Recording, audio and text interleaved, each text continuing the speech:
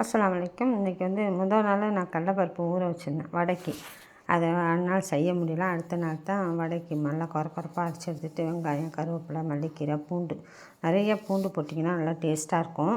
அதை போட்டு உப்பு போட்டு அதில் வந்து மிளகாய்த்தூளும் கரம் மசாலா தூள் இல்லாட்டி பிரியாணி மசாலா இருந்தால் ஒரு சிட்டிகை போடலாம்.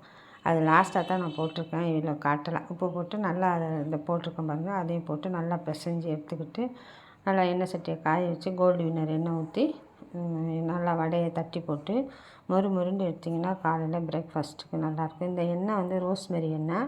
இது வந்து நான் தலைக்கு இப்போ தயார் பண்ணுறேன். நல்லாயிருக்கும். நீங்களும் அந்த மாதிரி செஞ்சு பாருங்கள். ரோஸ்ட் பண்ணி ஒரு நாள் ஃபுல்லாக ஒரு நைட்டு அந்த எண்ணெயிலே ஊற வச்சு அடுத்த நாள் கொதிக்க வச்சு வடிகட்டினீங்கன்னா நல்லா பிங்க் கலரில் இருக்கும். அதை எடுத்து நம்ம தலையில் தேய்ச்சோம்னா நல்லா முடி வளரும். இந்த மாதிரி நீங்கள் எதுவும் செய்வீங்களா? கமெண்டில் சொல்லுங்கள். வடை நல்லா சூப்பராகிடுச்சு.